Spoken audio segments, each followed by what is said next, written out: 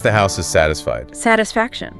It's a profound emotion to ascribe to a physical structure. It implies consciousness, or at least a powerful, goal-oriented need that has just been fulfilled. The house is satisfied because it achieved its goal.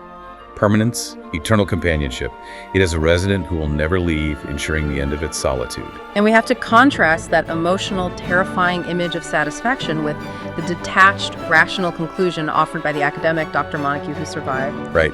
His summation, which closes the investigation, reads, Hill House is not sane. It has existed alone for 80 years, and whatever walks there, walks alone. Montague's analysis attempts to categorize the haunting as an isolated phenomenon of insanity and solitude. But the narrative's emotional weight and the tragedy of Eleanor's final moments profoundly undercut his logic. The ultimate theme extracted from the source material reveals the devastating tragic truth.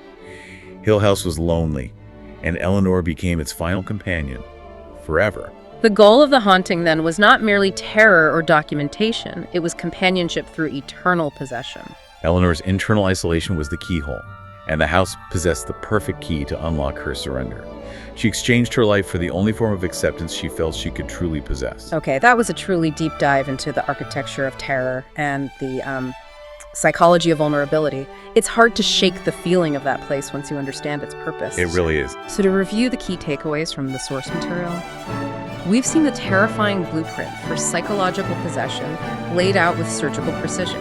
It moves from initial architectural disorientation and recognition Through targeted, personalized isolation. and finally to the victim's willing, hysterical acceptance of the ultimate price. It's a devastating path that ends in becoming an eternal companion. The structure of this story is a masterclass in exploiting internal deficits. The core insight we really want you, the listener, to absorb is this. Isolation is the precondition for possession. Right. The house only succeeds because of what Eleanor was critically missing internally, a sense of belonging, validation, and purpose. The terror comes not just from the banging doors and the cold spots, but from that terrifyingly personalized, warm, comforting presence that makes her vulnerable to the house's deadly invitation. It replaces self-worth with dependence. Exactly. It's a truly chilling reminder that sometimes the greatest dangers come not from the physical threats we can see or scientifically measure, but from the internal voids we desperately seek to fill. And when we are most isolated, those voids become massive targets for manipulation. And that profound thematic conclusion leads us to a final provocative thought for you to mull over long after the cold spots fade and the laughter stops echoing.